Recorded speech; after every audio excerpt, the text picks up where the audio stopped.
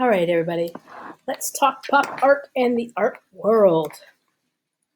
This here is a picture by Andy Warhol. It is entitled Marilyn Monroe, Hot Pink, which you guys should recognize by now since you were looking at Warhol earlier. All right, pop art is a little different than any other art. They focused on things that we haven't seen before. They focused on products, pop icons like movie stars, musicians, politicians, food, things having to do with war, doing a lot of mishmash stuff. What happens is this is a time in history where we begin to see people having TVs in their home. And before this, they would have to see things that were going on either on the radio or at the movie theater. They would have little clips. They would call them newsreels. So their art is really commercial and focused on things from every day. Now, they are kind of between high art and low art. It's kind of not like the Renaissance period, but it's also not kitschy or arts and crafty. They love anything from the media, like magazines, commercials, TV, and comic strips, because we will be focusing on Roy Lichtenstein for our project this time. And everything was really based on a lot of commercial items.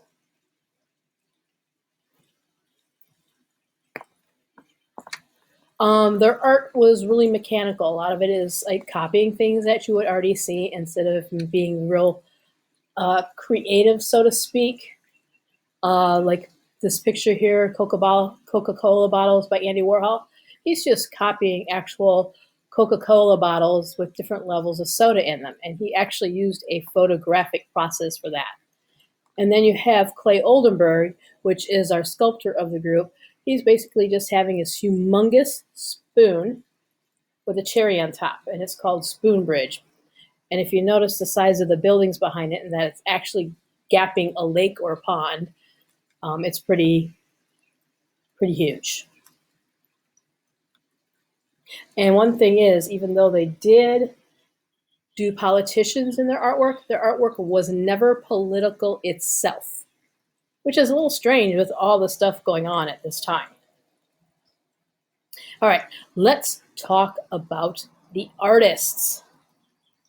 First up is Andy Warhol, and he is quite a character.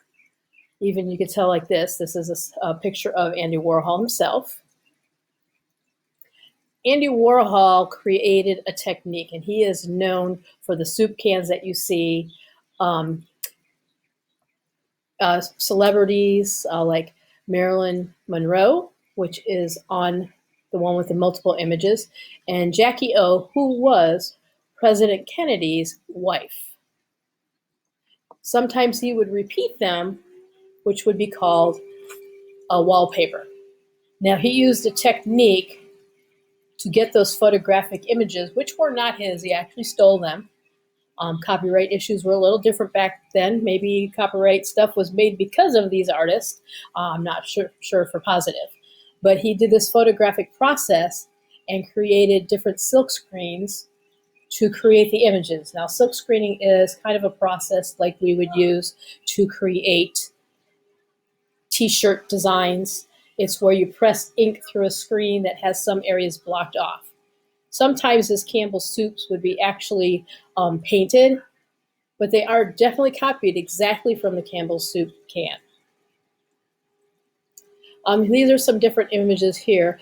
Up at top, we have Muhammad Ali, who was a famous boxer at the time. Then we have Mick Jagger, Mao Zedong, who is the leader of China, and it says, "Vote McGovern." And then down here we have some boxes that he has copied exactly like the actual product boxes that would be carrying supplies to the stores. So there's nothing unique about them. He just recopied them and and turn them into art. The tomato soup one, that is actually Andy Warhol inside the soup. This was an actual advertisement in a magazine. I think it's pretty funny. It's got a little side joke to it. I find it very humorous, and it cracks me up every time I see it and talk about it. Here's some more of his artwork. The one on the bottom in the middle is actually a self-portrait of Andy Warhol. In the upper corner, we have Coca-Cola bottles, just the way they looked. On the other top, that is Elvis Presley, and you can kind of see how the photograph looked without the color added. And then we have Borden's Bessie the Cow. So that is another company's product icon. Okay, this is our main dude, guys. This is Roy Lichtenstein. We are going to be focusing on him for our project this time. Now, if you look behind him, anybody see something that we've learned about already? You see the wham? There we go, onomatopoeia. This is why we are learning about onomatopoeias, because Lichtenstein actually uses them in his artwork. All right, Roy Lichtenstein is known for large comic strip art. It included text balloons where you would have the person's either thoughts or them talking.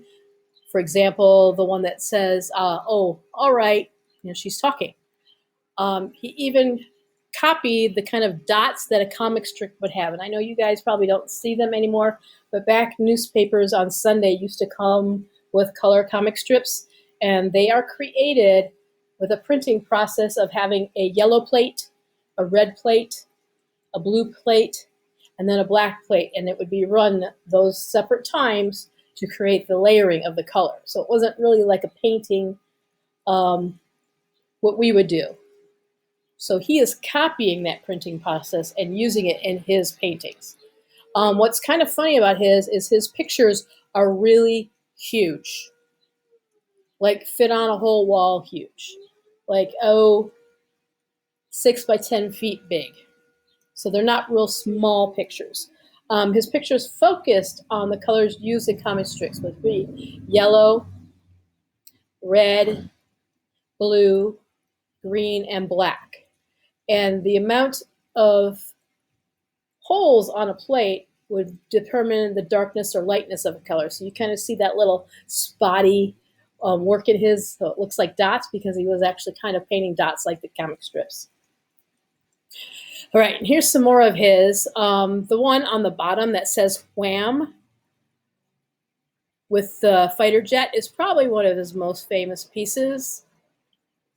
And sometimes he did one at the beginning of our intro to the 60s. It's the one that said pop. That is one of Lichtenstein's paintings that just focused on an onomatopoeia. In the bottom, we have maroon with the plane that looks like it's crashing and flipped upside down. We have blam. And then the top one in the corner is just kind of like a living room still life, looking like comic strips. We're going to kind of be focusing on ones that have onomatopoeias and the thought bubbles or text bubbles in our pictures with an image to go with it. And these are just some more of his pieces. The top one has says, "That's the way it should have begun, but it's hopeless." Oh, so he is, there's always the femme fatale in the comic strips of what's going on. The bottom one in the corner that kind of looks abstract, those are actually him creating strokes of paintbrushes. If you've ever used a big paintbrush, you'll notice it has different thicknesses and thinness of paint. And he did a series of paintings with just showing brush strokes. And of course, the other one, we got another lady with a thought bubble in it. All right, Clay Oldenburg, I love him. He is our only sculptor of the group. And this is him, and this is cracks me up, this photograph of him walking around with a huge stuffed toothpaste tube sculpture. So his are kind of funny because he makes these huge sculptures. Some are outside and just gigantic. Other ones are stuffed, representing everyday things. Okay, so here we have some of his. And again, his sculptures are huge and they represent everyday items. Sometimes they were sewn together and made with self sculptures, like the French fries and ketchup. And sometimes they were displayed outside. Now you see that big, huge stamp. This is actually one of my photographs. This is in Cleveland, Ohio. I happened to have been on a motorcycle trip. Back behind the base of it, you see kind of a triangle back by the water. That happens to be the Rock and Roll Hall of Fame, which some of the musicians that we have been talking about, like the Beatles and the Rolling Stones, are a part of the Rock and Roll Hall of Fame. But anyway, I came upon this on my trip, and I'm like, wow, that looks like a clay Oldenburg sculpture. So I took pictures of it, and it is huge. You notice the building next to it. And when I got home from my trip, I researched it, and lo and behold, I actually ran into this on accident on my trip, and it is a clay Oldenburg sculpture. So that's pretty cool. So this is my own photograph.